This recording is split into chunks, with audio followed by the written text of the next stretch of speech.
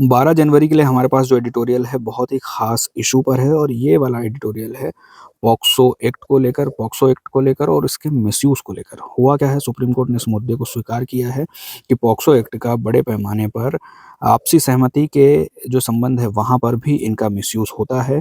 ख़ास तौर पर ये जो युवा आपसी रिलेशनशिप में होते हैं और जिन रिलेशनशिप से परिवार या माता-पिता खुश नहीं होते, वहाँ पर पॉक्सो एक्ट का मिसयूज़ होता है और लड़के के ऊपर, ख़ास तौर पर लड़के को टारगेट किया जाता है और उसके खिलाफ पॉक्सो एक्ट के तहत कार्रवाई की जाती है। सबसे पहले हमें देखना होगा इस पूरे मामले को समझने के लिए कि किस तरह से एक पॉक्सो एक्ट का हथियार की तरह यूज़ किया जा रहा है, इसे वेपनाइज़ किया गया है उन लड़कों के खिलाफ जो अपनी आपसी सहमति के संबंधों के आधार पर 18 वर्ष से कम उम्र की लड़कियों के साथ रिलेशनशिप में हैं।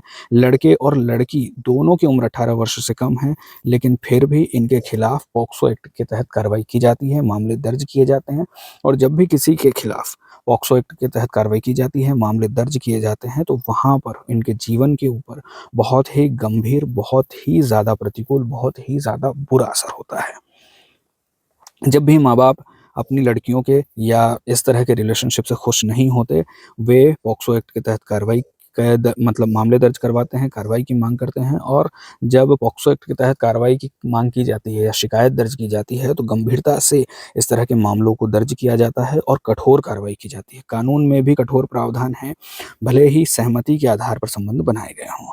यहाँ पर जो 18 वर्ष की उम्र है, मतलब 18 वर्ष की उम्र तय की गई है, सहमति देने की उम्र, एज ऑफ कंसेंट की उम्र, वहाँ पर ये जो कठोर प्रावधान है, एक तरफ कानून में कठोर प्रावधान है कि 18 वर्ष से कम उम्र के लड़के या लड़कियां दोनों यदि 18 वर्ष से कम के हैं तो उन्हें बच्चा समझा जाता है और ये जो कठोर प्रावधान है वो इनकी जो सहमति है उसको अप्रासंगिक कर देते हैं, क्योंकि वहाँ पर सहमति को कानूनी मान्यता नहीं मिली है और जब भी 18 वर्ष से कम उम्र की लड़कियों के साथ, खास तौर पर लड़कियों के साथ यदि कोई रिलेशनशिप में होता है, तो यहाँ पर इसे अपराध की तरह देखा जाता है, यहाँ पर इसे शोषण, यौन शोषण की तरह देखा जाता है और लड़के के खिलाफ कठोर कार्रवाई की जाती है। हालाँकि एक बात यहाँ पर ध्यान रखने वाली ये है कि ये जो कानून है वो जेंडर न्यूट्रल है, क्योंकि लड़कियों के साथ भी यौन अपराध हो सकते हैं और लड़कों के साथ भी यौन अपराध हो सकते हैं। जब भी कोई लड़की किसी 18 वर्ष या उससे कम ज़्यादा उम्र के लड़के के साथ, किसी व्यक्ति के साथ रिलेशनशिप में होती है, वहाँ पर भी इस तरह का कानून, इस तरह की कठोर कार्रवाई का प्रावधान है और यदि लड़के की उम्र 18 वर्ष से कम है, वहाँ पर भी उसके पार्टनर के साथ इस तरह की कार्रवाई हो सकती है मामला दर्ज होने पर। तो यहाँ पर दोनों के लिए प्रावधान है, लड़कियों के लिए भी प्रावधान है, लड़कों के लिए भी प्रावधान है, इसलिए ये कानून जेंडर न्यूट्रल है और पॉक्सो एक्ट बहुत ही अच्छी इंटेंशन के साथ बनाया गया था और ज़रूरी भी है प्रावधान, क्योंकि जब भी बच्चों के साथ इस तरह के मामले दर्ज होते हैं, तो उन्हें गंभीरता के साथ दर्ज किया जाना चाहिए, उन पर गंभीरता के साथ कार्रवाई की जानी चाहिए और बच्चों के खिलाफ होने वाली किसी भी हिंसा को प्रभावी तरीके से और कठोर तरीके से रोका जाना चाहिए। लेकिन जब सहमति के आधार पर रिलेशनशिप होता है, लड़के-लड़की दोनों की उम्र 18 वर्ष से कम की होती है, वहाँ पर इसका बड़े पैमाने पर मिसयूज़ होता हुआ दिखाई दे रहा है और जो कठोर प्रावधान है, उनका आसानी से दुरुपयोग किया जा रहा है। हम देखते हैं कि लड़के-लड़कियाँ आपसी रिलेशनशिप में होते हैं, परिवारों को बात अच्छी नहीं लगती, परिवारों को बात समझ नहीं आती, परिवार इसे पसंद नहीं करते और लड़के के खिलाफ कार्रवाई की माँग करते हैं, शिकायत दर्ज कराते हैं, अपहरण और यहाँ तक कि यौन शोषण के मामले दर्ज होते हैं और इनके जीवन को एक हम कहें गहरे अंधकार में धकेल देते हैं। और जब भी लड़की की उम्र 18 वर्ष से कम होती है, वहाँ पर पॉक्सो एक्ट अपने आप लागू हो जाता है। ये वाला जो प्रावधान है, एक दूसरा प्रावधान जो है कि 18 वर्ष से कम उम्र के सभी लोग बच्चे माने जाते हैं और उनकी सहमति को यहाँ पर कानूनी मान्यता नहीं दी गई है। इसको लेकर यहाँ पर चिंता जताई गई है। सहमति पर आधारित जो संबंध है और बलपूर्वक बनाए गए जो संबंध है, यहाँ पर फ़र्क करना फिर मुश्किल हो जाता है। कानून कानूनी तौर पर फ़र्क नहीं करता है। जो संबंध सहमति के आधार पर हैं, उन्हें भी उसी तरह से देखता है जिस तरह से किसी यौन शोषण के मामले को देखता है। सबसे बड़ी चिंता यही है कि इन दोनों तरह के मामलों में कोई फ़र्क नहीं किया गया है, एक तरह की कार्रवाई होती है और कठोर प्रावधान दोनों मामलों में लागू होते हैं। अब एक पक्ष कहता है कि 18 वर्ष की जो आयु है, सहमति जताने की आयु, उसे कम कर दिया जाना चाहिए, 16 कर दिया जाना चाहिए। लेकिन यदि सहमति की आयु को 18 से घटाकर 16 कर दिया जाता है, तो वहाँ पर भी इसके मिसयूज़ होने के बहुत ज़्यादा चांसेस हैं। यौन अपराधों में जो संलिप्त लोग हैं, यौन अपराध करने वाले लोग हैं, जो वास्तव में किसी के साथ यौन अपराध करते हैं, उसका शोषण करते हैं, वहाँ पर भी इन प्रावधानों का मिसयूज़ हो सकता है। और इस बात को ध्यान में रखते हुए भारत के विधि आयोग ने 18 वर्ष से कम आयु मतलब सहमति की आयु को घटाने के विरुद्ध सलाह दी है और इसको लेकर उन्होंने ज़ोर दिया है कि 18 वर्ष से कम आयु नहीं की जानी चाहिए जो सहमति की आयु है उसको, क्योंकि इसका भी मिसयूज़ हो सकता है और बड़े जो गंभीर अपराध करने वाले लोग हैं, वो इस प्रावधान का मिसयूज़ करके आसानी से छूट सकते हैं। लेकिन हम देख रहे हैं कि दोनों मामलों में भले ही सहमति की आयु कम कर दी जाए या सहमति की आयु 18 ही रखी जाए, वहाँ पर भी दोनों मामलों में इसका मिसयूज़ हो रहा है, तो यहाँ पर बड़ी ज़िम्मेदारी होती है इसको इम्प्लीमेंट करने वाले लोगों की, इस पुलिस की और यहाँ सबसे बड़ी ज़िम्मेदारी है न्यायालयों की, क्योंकि इस तरह के मामलों को जहाँ पर 16 से 18 वर्ष की आयु में जब एक बहुत ही सेंसिटिव पड़ाव होता है किसी भी बच्चे की उम्र का, वहाँ पर यदि कोई रिलेशनशिप में होता है, सहमति के आधार पर रिलेशनशिप में होता है, वहाँ पर जुडिशियल जो हमारी व्यवस्था है, हमारी जो न्यायिक व्यवस्था है, उन्हें सेंसिटिविटी के साथ और इस तरह के मामलों को अलग तरीके से देखकर इन्हें सुलझाया जाना चाहिए। इस बात को ध्यान में रखते हुए न्यायालय ने भी सरकार से भी इस बात को लेकर अपनी राय पूछी है, ताकि इस तरह के मामलों को अपराध की श्रेणी में न रखकर एक सेंसिटिविटी के साथ, संवेदनशीलता के साथ सुलझाया जा सके। इस तरह के मामलों में सिर्फ दंडात्मक उपाय ही हैं हमारे पास, क्योंकि कानून के प्रावधान बहुत ही ज़्यादा कठोर हैं और हमेशा इस तरह के जब भी मामले सामने आते हैं तो कठोर दंडात्मक कार्रवाई ही की जाती है, जबकि दूसरे वैकल्पिक हस्तक्षेप हमारे पास नहीं है। जबकि इस तरह के जो मामले होते हैं जहाँ पर सहमति के आधार पर संबंध बनते हैं और लड़के और लड़की दोनों ही नाबालिग होते हैं, वहाँ पर मामलों को सेंसिटिविटी के साथ सुलझाया जाना चाहिए, क्योंकि अक्सर ऐसा होता है कि इस तरह के मामलों में लड़के-लड़कियाँ अकेले हो जाते हैं, अकेले पड़ जाते हैं और कानूनी कार्रवाई, कठोर कानूनी कार्रवाई को जब झेलते हैं तो उनके जीवन पर बहुत ही ज़्यादा प्रतिकूल असर होता है। जबकि ये एक उम्र का ऐसा पड़ाव है जहाँ पर बहुत ही ज़्यादा सेंसिटिविटी के साथ बच्चों को हैंडल किया जाना ज़रूरी है और बच्चों के साथ मित्रवत व्यवहार किया जाना चाहिए और उनके जो सहमति के आधार पर बने हुए रिलेशनशिप्स हैं, उन्हें एक इज़्ज़त के साथ, उन्हें अपराध की तरह नहीं देखा जाना चाहिए और इसको लेकर यहाँ पर सबसे बड़ी चिंता है, क्योंकि यहाँ पर जो सहमति के आधार पर जो संबंध बने हैं और जो यौन शोषण वाले मामले हैं, उन दोनों में कोई फ़र्क ही नहीं किया गया है। दोनों को एक ही तरह देखा जा रहा है, दोनों को एक ही तरह की कानूनी मान्यता है या कानूनी नज़र से देखा जा रहा है और दोनों पर एक ही तरह की कार्रवाई की जाती है और ख़ास तौर पर लड़कों को यहाँ पर टारगेट किया जाता है और उनका जीवन बर्बाद हो सकता है।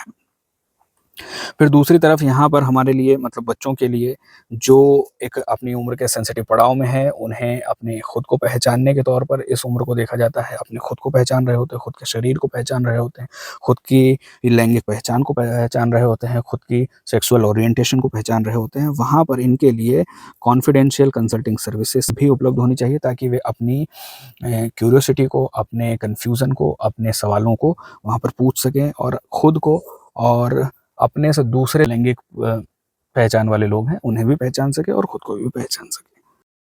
और इस तरह के मामले हम देखते हैं कि अक्सर इंटरजेनरेशनल ट्रांज़िशन के होते हैं, क्योंकि माता-पिता की एक उम्र है और बच्चों की एक अलग उम्र है और एक पूरी एक पीढ़ी का अंतर है। यहाँ पर दोनों की सोच में अंतर है, दोनों के विचारों में अंतर है।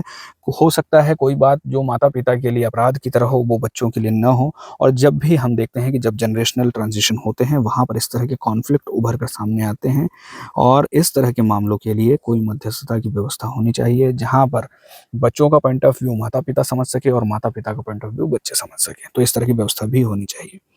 और पुलिस कार्रवाई की जगह पर यहाँ पर शिक्षा और यहाँ पर परामर्श को ज़्यादा से ज़्यादा ज़ोर दिया जाना चाहिए, ताकि इस तरह के मामलों को सेंसिटिविटी के साथ सॉल्व किया जा सके, बगैर किसी के जीवन को प्रतिकूल प्रभाव में रखे इस तरह के मामलों को सॉल्व किया जा सके। और सबसे बड़ी बात, जो इतने कठोर कानून हैं, जिनका इंटेंशन इतना पवित्र है, वहाँ पर इस तरह के कानूनों का कोई दुरुपयोग न होने पाए, इस तरह की व्यवस्था होनी चाहिए। इसमें हमारे कानून निर्माताओं को, हमारे समाज को, हमारी जुडिशरी को और पुलिस को विशेष तौर पर सेंसिटिविटी के साथ, विशेष तौर पर बहुत ही ज़्यादा समझदारी के साथ, संवेदनशीलता के साथ व्यवहार करना चाहिए। एडिटोरियल में जो मुख्य बात थी वो ये थी कि सुप्रीम कोर्ट ने इस बात को एड्रेस किया है कि पॉक्सो एक्ट का मिसयूज़ हो रहा है और जब भी पॉक्सो एक्ट का मिसयूज़ होता है तो किसी के जीवन पर और जीवन भर पड़ने वाले असर यहाँ पर हो सकते हैं पॉक्सो एक्ट लगने से। कोर कंसर्न यही है कि इसे वेपनाइज़ किया गया है। पॉक्सो एक्ट को जब भी मिसयूज़ होता है तो इसे एक वेपन की तरह यूज़ किया जाता है। किसी को यहाँ पर दबाने के लिए, किसी को यहाँ पर बर्बाद करने के लिए इसका यूज़ हो सकता है। और जो आपसी सहमति के आधार पर प्रेम संबंध बने हैं, उन प्रेम संबंधों में लड़कों को यहाँ पर टारगेट किया जा सकता है। इस कानून का जो ओरिजिनल इंटेंट है वो ये है कि बच्चों के साथ होने वाले यौन शोषण को रोकना, लेकिन माता-पिता और जो सामाजिक रूढ़ियाँ हैं, वे यहाँ पर इस कानून के माध्यम से लागू होती हुई नज़र आती है जब इसका मिसयूज़ किया जाता है। तो इसका मिसयूज़ रोकने के लिए कुछ न कुछ तो ज़रूर किया ही जाना चाहिए। भारत का विधि आयोग भी कह रहा है कि भले ही 18 वर्ष से आयु को कम न किया जाए, जो सहमति की आयु है उसे, लेकिन फिर भी इस तरह के जो मामले आते हैं, उन्हें सेंसिटिविटी के साथ और उन्हें एक अलग नज़रिए के साथ हल किया जाना चाहिए। इस कानून का जो 18 वर्ष वाला जो प्रावधान है, उस प्रावधान के चलते नाबालिग की सहमति को कानूनी रूप से कोई मान्यता नहीं दी गई है। भले ही कोई नाबालिग कहता है या कहती है कि उसने इस संबंध में सहमति दी थी, लेकिन फिर भी उसकी सहमति को कानूनी तौर पर स्वीकार नहीं किया जाता है और उसके खिलाफ, मतलब जो उसके उसके साथ जो संबंध में था, उसके खिलाफ आपराधिक कार्रवाई की जाती है और यही सबसे बड़ी चिंता की बात है। और इन प्रावधानों के चलते सहमति आधारित संबंधों में और बलपूर्वक यौन शोषण करने में कोई भी अंतर नहीं रह जाता है। कानून दोनों को एक नज़र से देख रहा है और एक ही तरह की कार्रवाई कर रहा है। और अक्सर इस तरह के मामले सामने आते हैं कि अंतर्जातीय या अंतरधार्मिक मामलों में अपहरण और यौन उत्पीड़न के मामले दर्ज कराए जाते हैं और कठोर कार्रवाई की जाती है। और जब भी लड़की की उम्र 18 साल से कम होती है, वहाँ पर पॉक्सो एक्ट अपने आप लागू हो जाता है। लॉ कमीशन कहता है कि सहमति की आयु को नहीं घटाना चाहिए। यदि सहमति की आयु 18 वर्ष से कम कर दी जाती है, तो इस प्रावधान का उपयोग यौन उत्पीड़न करने वाले लोगों को बचाने के लिए किया जा सकता है। तो ये बात भी बिल्कुल सही है। जिस उद्देश्य के साथ इस कानून को लाया गया है, उस उद्देश्य का मिसयूज़ हो सकता है, मतलब उस उद्देश्य के खिलाफ इस तरह के प्रावधानों का मिसयूज़ हो सकता है। तो यहाँ पर कुछ अलग प्रावधान करके या विशेष मामलों में जो लड़का और लड़की दोनों की उम्र 16 से 18 वर्ष है, वहाँ पर इस तरह के मामलों को सुलझाने के लिए कोई प्रावधान किया जा सकता है। लेकिन सहमति की आयु को 18 वर्ष से कम करना भी खतरनाक हो सकता है। इसलिए यहाँ पर सबसे बड़ी ज़िम्मेदारी होगी अब हमारे कानून निर्माताओं के ऊपर और हमारी जुडिशरी के ऊपर। विधि आयोग ने यह भी कहा है, यदि कि 18 वर्ष से कम आयु की जाती है सहमति की जो आयु है उसे, तो मानव तस्करी, बाल विवाह और इसके मिसयूज़ होने के चांसेस और बढ़ सकते हैं। लेकिन वहीं दूसरी तरफ विधि आयोग यह भी कहता है कि जो किशोरों के संबंध हैं, जो टीनेज इंटीमेसी के संबंध है, वहाँ पर यदि हम इन्हें अपराध की तरह देखते हैं, तो ये हमारे समाज के लिए, हमारे समाज की सोच के लिए और हमारे समाज के विकास के लिए ठीक नहीं होगा। तो यहाँ पर सबसे ज़रूरी है गाइडेड जुडिशियल डिस्क्रेशन, मतलब कि मार्गदर्शित न्यायिक विवेक। मतलब कानून जो लागू करने वाले लोग हैं, जो इस तरह के मामलों को सुलझाने वाले लोग हैं, यानी हमारी जुडिशरी, उसे यहाँ पर अपना रोल निभाना होगा और मामलों को संजीदगी के साथ, मामलों को सेंसिटिविटी के साथ हल करना होगा। सुप्रीम कोर्ट इस बात को लेकर सरकार से भी सवाल पूछ रहा है कि क्या किया जाना चाहिए, उनके पक्ष को भी जानना चाह रहा है और इस मामले को एड्रेस करना एक बड़ी बात है, क्योंकि एक बड़ी समस्या है और सुप्रीम कोर्ट इस मुद्दे को स्वीकार कर रहा है। तो हो सकता है आने वाले समय में कुछ बदलाव हों और जो बदलाव ज़रूरी हैं, वे बदलाव किए जाने चाहिए और इस कानून के मिसयूज़ को रोका जाना चाहिए। पुलिस अभियोजन और पुलिस की जो कार्रवाई है, उससे निर्भरता को कम करना चाहिए, क्योंकि यहाँ से गहरा संकट खड़ा होता है। यहाँ पर लड़कों का जीवन बर्बाद हो सकता है, यहाँ पर उन बच्चों का जीवन बर्बाद हो सकता है जिनके खिलाफ इस कानून को मिसयूज़ किया जा रहा है। और जब भी इस तरह के मामले सामने आते हैं, हम देखते हैं कि उन टीनेजर्स के खिलाफ बहुत ही कठोर कार्रवाई होती है और वे अक्सर अकेले पड़ जाते हैं और इस तरह के हालातों में बहुत ही ज़्यादा बुरे परिणाम हमारे सामने आ सकते हैं। बहुत ही ज़्यादा खतरनाक कदम भी बच्चों के द्वारा उठाए जा सकते हैं। इसलिए इस तरह के मामलों को सेंसिटिविटी के साथ हैंडल किया जाना ज़रूरी है। कंसल्टिंग सेवाएँ और फैमिली मीडिएशन सेवाएँ, इस तरह की सेवाएँ उपलब्ध होनी चाहिए और पुलिस की कार्रवाई से ज़्यादा हमें सामाजिक सेवाओं, शिक्षा और परामर्श पर ज़्यादा ध्यान देना चाहिए। यहाँ से मेंस के लिए सवाल हो सकता है कि सहमति आधारित किशोर संबंधों को नियंत्रित करने के लिए पॉक्सो अधिनियम के दुरुपयोग ने भारत में कानूनी, सामाजिक और विकासात्मक ढांचे में अंतर को उजागर किया है। तो यहाँ पर जो पॉक्सो एक्ट है, जब भी उसका मिसयूज़ होता है, तो वहाँ पर मिसयूज़ होने के चलते एक तरफ जो कानून का ओरिजिनल इंटेंट है उसको नुकसान होता है और समाज में जो रूढ़िवादी नज़रिया है वो लागू होने के लिए इस कानून का मिसयूज़ होता है। उस कानून के माध्यम से समाज का रूढ़िवादी जो सोच है वो लागू हो जाती है। तो यहाँ पर हमें इस बात को सोचना होगा, किशोरों के अधिकारों की सुरक्षा में पॉक्सो अधिनियम की वर्तमान कानूनी संरचना द्वारा उत्पन्न चुनौतियाँ और आलोचनात्मक विश्लेषण कीजिए। चुनौतियों का आलोचनात्मक विश्लेषण कीजिए। तो यहाँ पर जो चुनौतियाँ हैं, सारी चुनौतियाँ हमने देखी हैं, उन्हें यहाँ पर लिखना है। ऐसे कानूनी और सामाजिक उपाय सुझाइए जो सहमति आधारित संबंधों को अपराध घोषित किए बिना युवा वयस्कों की सुरक्षा सुनिश्चित कर सकें।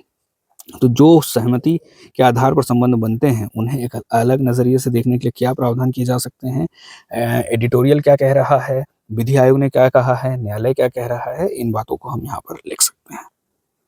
पॉक्सो एक्ट के प्रावधानों को देखें तो हम देखें कि यहाँ पर जो भी बच्चे 18 साल से कम उम्र के हैं, उन्हें यौन शोषण, बलात्कार, यौन उत्पीड़न और पोर्नोग्राफी से बचाने के लिए इस कानून को लाया गया था।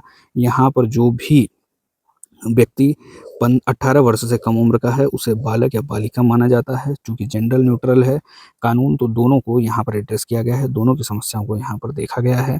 यहाँ पर यदि कोई इनके साथ यौन उत्पीड़न, पोर्नोग्राफी और पेनिट्रेटिव सेक्सुअल असॉल्ट करता है, तो उनके खिलाफ कार्रवाई की जाती है।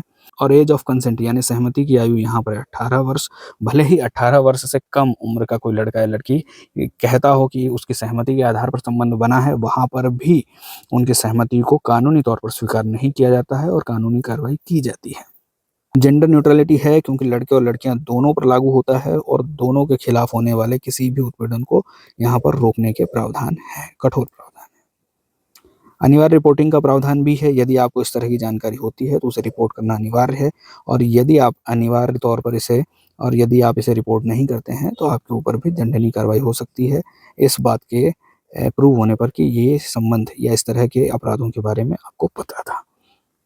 इस कानून को चाइल्ड फ्रेंडली बनाया गया है। ये जो प्रोसीजर है उसमें किसी भी भय, डर, बार-बार पूछने, बार-बार सवाल पूछना, ज़ोर से चिल्लाना, इस तरह के मामलों को यहाँ पर एड्रेस किया गया है और बच्चों को एक सुरक्षित माहौल, बच्चों के लिए एक अनुकूल माहौल बन सके, कार्रवाई के दौरान भी बच्चे किसी भी डर का सामना न कर पाएँ या डर से उन्हें बचाने के लिए यहाँ पर बचाव, पहचान और गोपनीयता की सुरक्षा, इस तरह के मामले भी यहाँ पर एड्रेस किए गए हैं। और विशेष न्यायालय में इसकी कार्रवाई की जाती है। 7 साल से लेकर लाइफ इम्प्रिजनमेंट यानी आजीवन कारावास तक का यहाँ पर प्रावधान है। और यहाँ पर यह भी प्रावधान है कि प्रतिवादी यानी जिसके ऊपर आरोप है, उन्हें बच्चों के सामने सीधे तौर पर पेश नहीं किया जाता है। और इसको लेकर कुछ चुनौतियाँ भी हैं जिनके बारे में हम पूरे एडिटोरियल में पढ़ चुके हैं। एमसीक्यू में यहाँ से पहला सवाल हो सकता है कि पॉक्सो एक्ट 2012 के तहत निम्नलिखित में से कौन से अपराध हैं? अब हमें बताना है कि इन 4 जो हमारे पास स्टेटमेंट है उनमें से कितने सही है। पहला स्टेटमेंट है कि पेनिट्रेटिव सेक्सुअल असॉल्टमेंट क्या इसमें शामिल है? बिल्कुल है। यौन उत्पीड़न इसमें बिल्कुल सही है। बच्चों का पोर्नोग्राफी के लिए उपयोग करना ये भी सही है। और वयस्कों के साइबर बुलिंग, यहाँ पर ये वाली बात शामिल नहीं है। 1, 2, 3 मतलब 3 स्टेटमेंट सही हैं। दूसरा सवाल है असर्शन और रीजन वाला। असर्शन है कि पॉक्सो अधिनियम के तहत बाल यौन अपराधों के मामलों की सुनवाई विशेष अदालतों में की जाती है क्योंकि विशेष अदालतें तेज न्याय, बच्चों के लिए अनुकूल प्रक्रियाएं सुनिश्चित करती हैं। तो ये बात बिल्कुल सही है। उत्तर होगा ऑप्शन ए। तीसरा सवाल, पॉक्सो अधिनियम के तहत बच्चों के बारे में निम्नलिखित कथनों में से कौन से सही है? पहला, बच्चा वह है जिसकी उम्र 18 वर्ष से कम हो। बिल्कुल सही बात है। 18 वर्ष से कम उम्र का लड़का लड़की दोनों को यहाँ पर बच्चा माना गया है और इनके खिलाफ जब भी इस तरह के मामले सामने आते हैं तो पॉक्सो एक्ट अपने आप लागू हो जाता है। यह अधिनियम लड़कों और लड़कियों दोनों पर समान रूप से लागू होता है। जेंडर न्यूट्रल लॉ है, दोनों पर लागू होता है। तीसरा, केवल लड़कियों की सुरक्षा की जाती है। तो केवल लड़कियों की सुरक्षा नहीं की जाती है, लड़के और लड़कियां दोनों की सुरक्षा यहाँ पर सुनिश्चित की गई है। चौथा सवाल है कि पॉक्सो अधिनियम के तहत अनिवार्य रिपोर्टिंग के बारे में सही कथन चुनें। पहला, जो कोई भी बाल यौन उत्पीड़न के बारे में जानता है उसे रिपोर्टिंग करना आवश्यक है। ये बात बिल्कुल सही है। केवल माता पिता ही पॉक्सो के तहत रिपोर्ट कर सकते हैं? नहीं, जो भी इस बारे में जानता है वो पॉक्सो एक्ट के तहत यहाँ पर रिपोर्टिंग कर सकता है और रिपोर्टिंग करना अनिवार्य है। रिपोर्ट न करने पर दंडनीय प्रावधान है, ये बात बिल्कुल सही है। यदि आपको इस तरह के मामलों की जानकारी है तो उसे रिपोर्ट किया जाना चाहिए और बाद में मामले की सुनवाई के दौरान या जाँच के दौरान यदि यह पाया जाता है कि आपको जानकारी थी और छिपाई गई है, तो वहाँ पर दंडनीय कार्रवाई की जा सकती है। 5वां और आखिरी सवाल, पॉक्सो के तहत बच्चों को सुनवाई के दौरान आरोपी के सामने सीधे सामना कराया जा सकता है, क्योंकि पॉक्सो बच्चों के अनुकूल प्रक्रियाओं की व्यवस्था करता है ताकि सुनवाई के दौरान उन्हें मानसिक आघात न पहुंचे। तो पॉक्सो के तहत बच्चों को सुनवाई के दौरान आरोपी के सामने सीधे तौर पर नहीं लाया जा सकता। तो यहाँ पर उत्तर होगा ऑप्शन सी, क्योंकि ए गलत है और कारण तो सही था। आज के लिए इतना ही, कल फिर मिलेंगे।